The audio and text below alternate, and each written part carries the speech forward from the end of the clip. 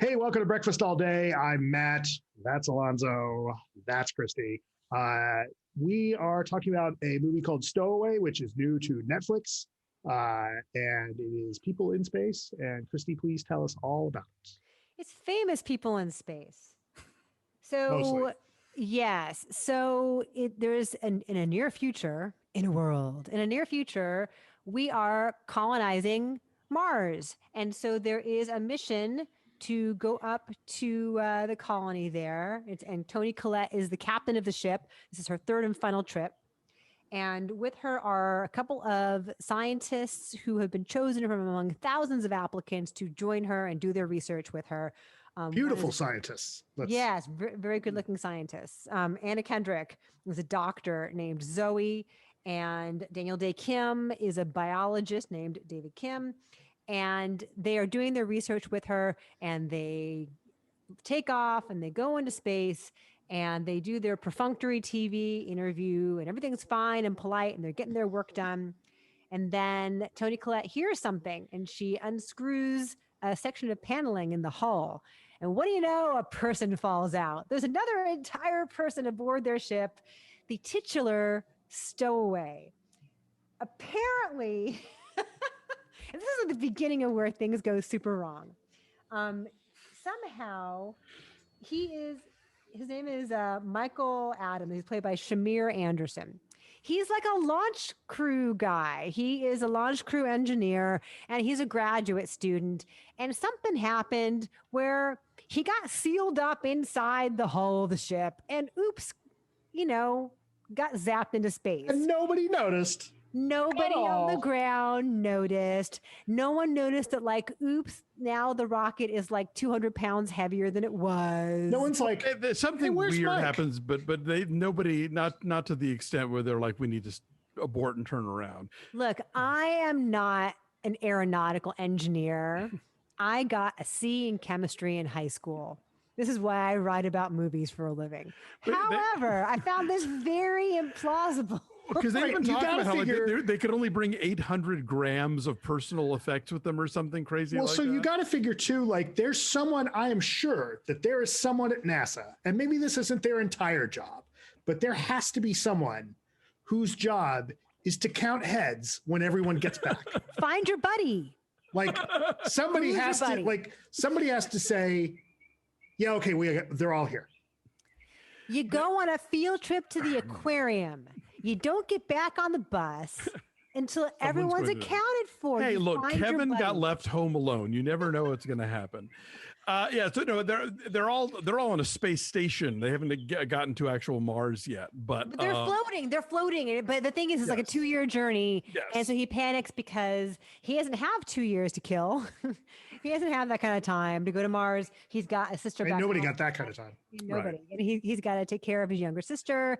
And as they discover, when he came crashing through the hull, he critically damaged the carbon dioxide scrubber. So they're going to run out of oxygen. Like they're not going to be able to breathe. There's only really enough oxygen for as it was going to be tight with 3 people on board. And now there's like a whole nother person. And so they run through all of their traps of like, what are we going to do? How are we going to survive this? And people start thinking drastic notions and measures to try to survive this. And who's going to make it? Who lives? Who dies?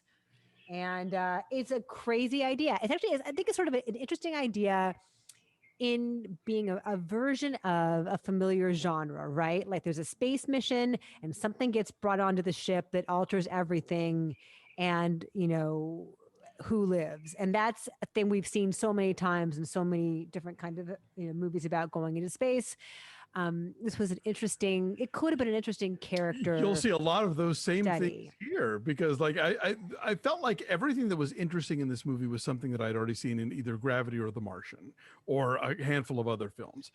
And tonally, it just seems all over the place because the score keeps doing the discordant single piano note. So you think it's going to be like a thriller. Like not only do they have a stowaway, but he's a serial killer or something. Yeah. Right. But it's like, no, he's a good guy. He just nice guy. wrong place, wrong time. Oops. And then it gets into this whole thing of like, well, you know, to ensure the survival of the group, does this mean that someone's going to have to die and sacrifice themselves?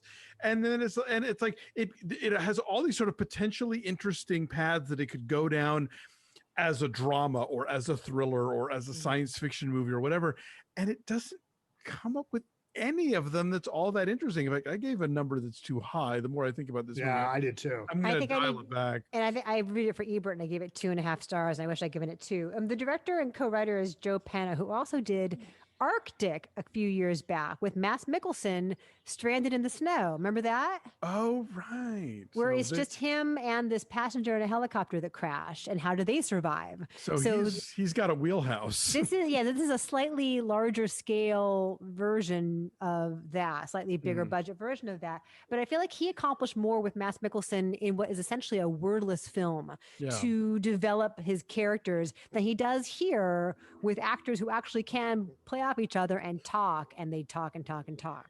Yeah, like I wanted there to be more to these characters than being types, but they really you don't learn much about them ever, and there's like a couple of categories they fall into, and then that's just what they're gonna do with the whole movie. Yeah, there's a lot. This movie could have been this really powerful, tense, dramatic thriller that kind of deals with something akin to like the philosophical trolley problem, right? The choices you have to make. But instead, like, Daniel Day Kim's character is as concerned about the 2 or 3 years he's put into prep and what it's going to mean for his work as it is about whether or not a human being is going to survive. And that there's a lot like that going on.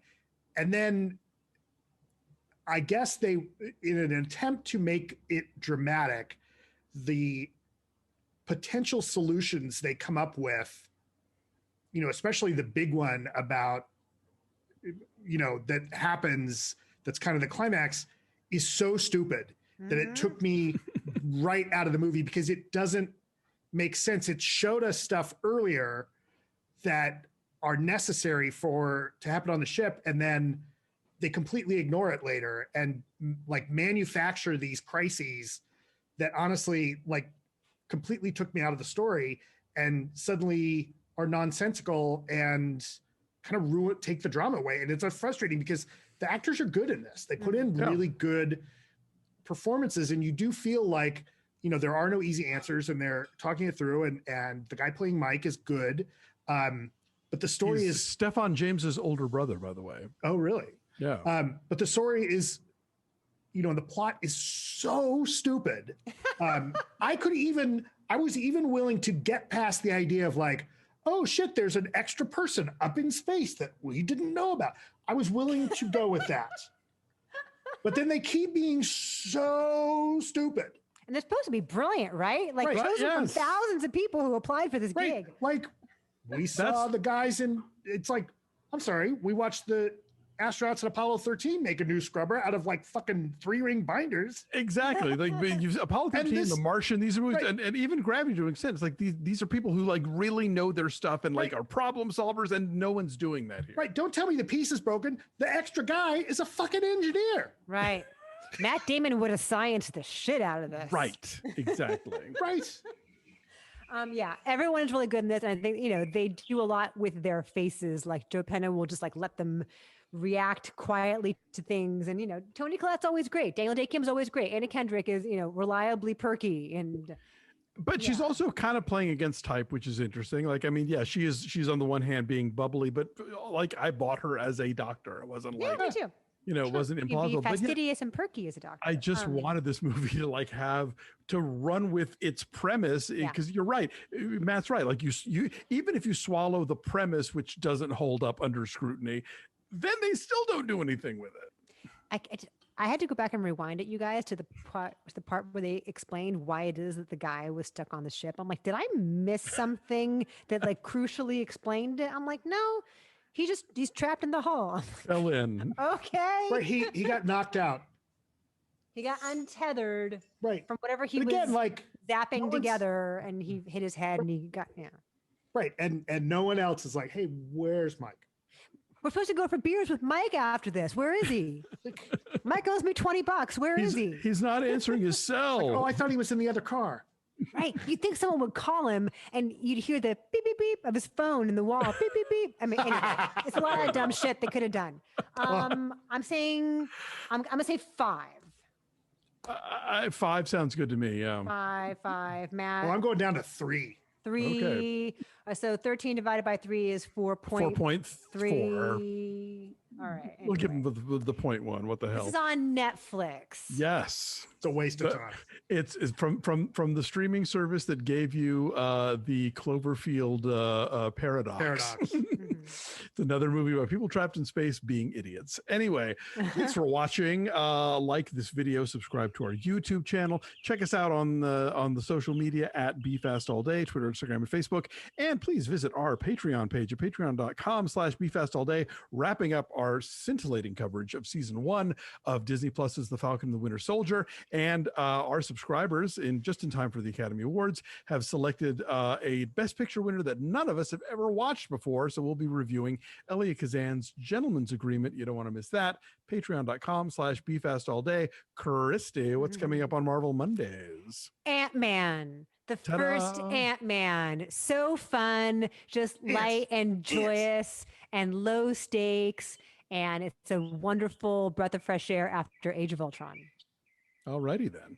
Y'all, everybody, have a good week. Enjoy your Oscar weekend. Take care of yourselves and each other. We'll see you next time. Bye.